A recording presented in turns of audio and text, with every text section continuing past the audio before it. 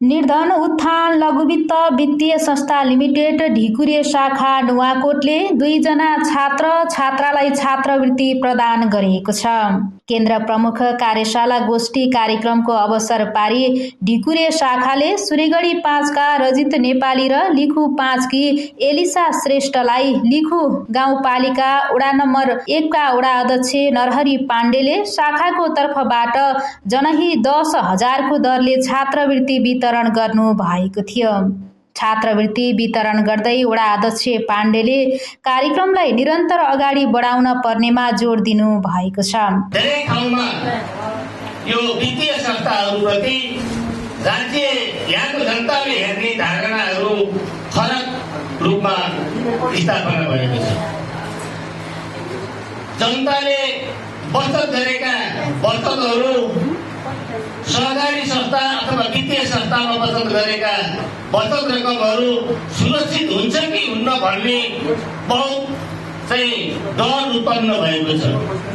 तैपनि यो निर्धन उत्थान सहकारी संस्थाले सामाजिक उत्तरदायित्वको साथसाथै तपाईहरुको आर्थिक जीवनलाई माथि उकास्ने उद्देश्यले जुन एउटा बचत सङ्कलन गरेर लगभग 11वटा शीर्षकमा कर्जा प्रवाहका साथ तपाईलाई यो विद्यार्थीहरूले शिक्षा हासिल गर्नेमा पनि कर्जा प्रवाह गर्ने जुन अहिले यहाँ केन्द्र हाम्रो विशेष अतिथिले तपाई हाम्रो सामुमा प्रकट गर्नुभयो, म यसको लागि बढी प्रभावित भएको छु।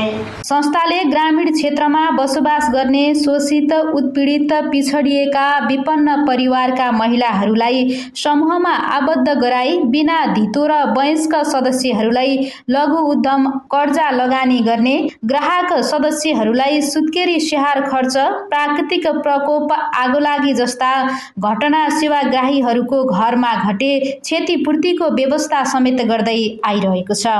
साथै संस्थाले सिपमूलक तालिम, उद्यमशीलता, विकास तालिम, वित्तीय साक्षरता, व्यावसायिक साक्षरता र सचेतनामूलक कार्यक्रमहरू सञ्चालन गर्दै सेवाग्राहीहरूको आर्थिक, शैक्षिक, सामाजिक, बौद्धिक विकासमा टेवा पुर्याउँदै आएको छ।